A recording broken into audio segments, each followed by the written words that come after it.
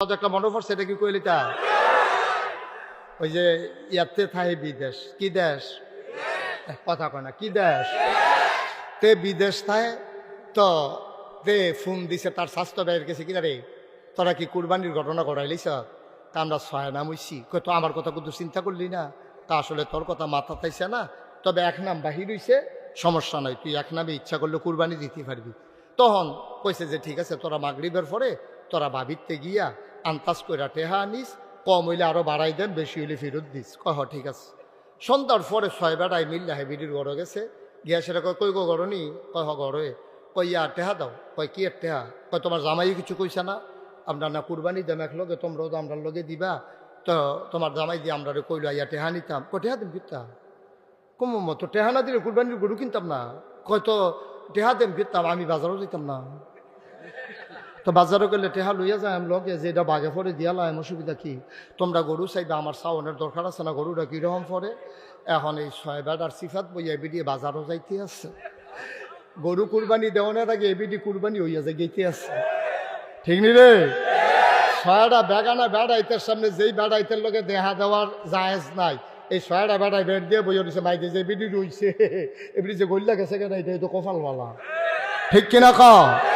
বেডিটারে bike গেল বোয়াইয়া ছয় বেড়া আড্ডা মারতে মারতে বিড়ি টিড়ি ধরাইয়াকে ঈদের বাট্টার মতো যাইতে আছে ওটুডা, এই ভিডিও কথাবার্তা কইতে আছে। যখন বাজারও গেছে গরুয়ে এই এবিডিরে দেখছে, সামনে দিয়ে আসে, পরে চোখ ফাঁক দিছে, এরা গরু এবারের দিকে এবিডির দিকে চাইয়া, কারণ গরু তো সারা জীবন বেড়াই দেখছে, বেড়ি তো আর দেখছে না, আরও গিয়া বাজারও। গরু তো মেন্টালিটির জন্য প্রিপারেট না, মানসিকভাবে প্রস্তুত না, তো গরু তো জানে বেড়াইতে আমার কিনা নিব, বেড়িয়ে যাইব, এটা তো বুঝতে হয়ে পারছে না। তে গরুটাই ফইল চোখ ফাঁক দিছে, বেড়ি ধর চোখ ফাঁক বুঝছে না, গরুটাই মনে মনে কয় ফিসি দিয়া গেলে না টের পাইবা আমি কি জিনিস, এই সামনের তে খালি ফিসি দিয়া গিয়া সরছে, গরুটাই লাথি দিয়া বাজারও কি, বাজারও কি কই এক লাতির লোকে খালো না।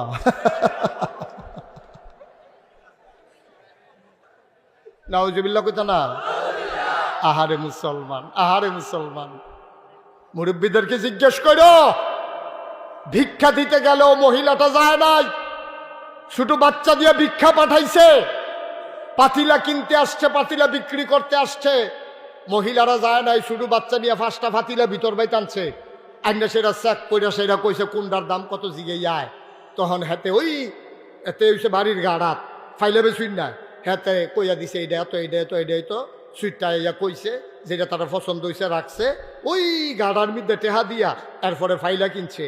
আর এই যে এখন স্নো পাউডার, ফিতা, লিপস্টিক, বিভিন্ন তান বেসনের লেগে স্নো, আগে ডিব্বার ভিতরে করে স্নো ব্যস্ত, এখন তো বাজারতে ফেয়ার অ্যান্ড লাভলি আইনা দিয়া লাও, হ্যাবলা এরকম কৌটার ভিতরে এরকম হেতে বালতিত করে স্নো আনতো, ডাব্বা দিয়া দিয়া দিত 15 টাকা, 10 টাকা, 5 টাকা, এমনি স্নো আনতো গিয়া গাড়াতে।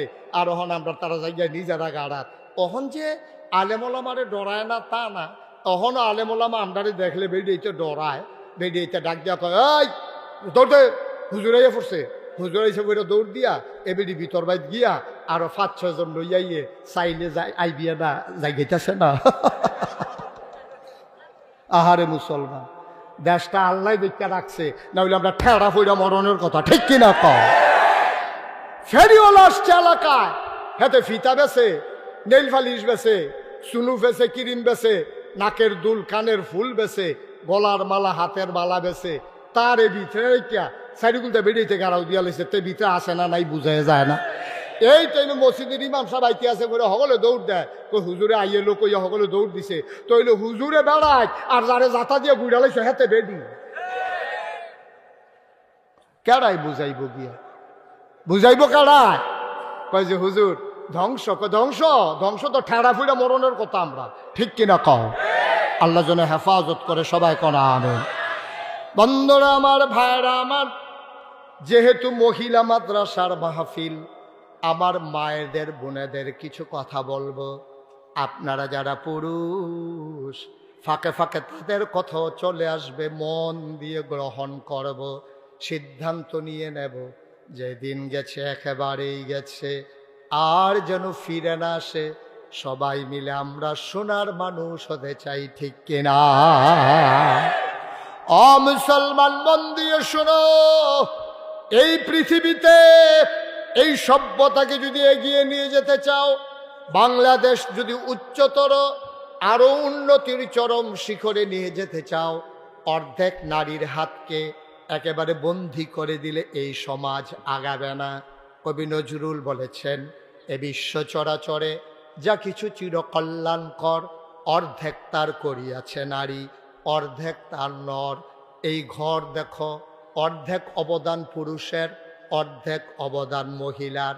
পুরুষ মিস্ত্রি নিয়ে ঘর সাজাইছে, আর আম্মার আম্মা ওই মিস্ত্রি যাওয়ার পরে ঘরের ভিটা সাজাইছে, ঠিক কিনা?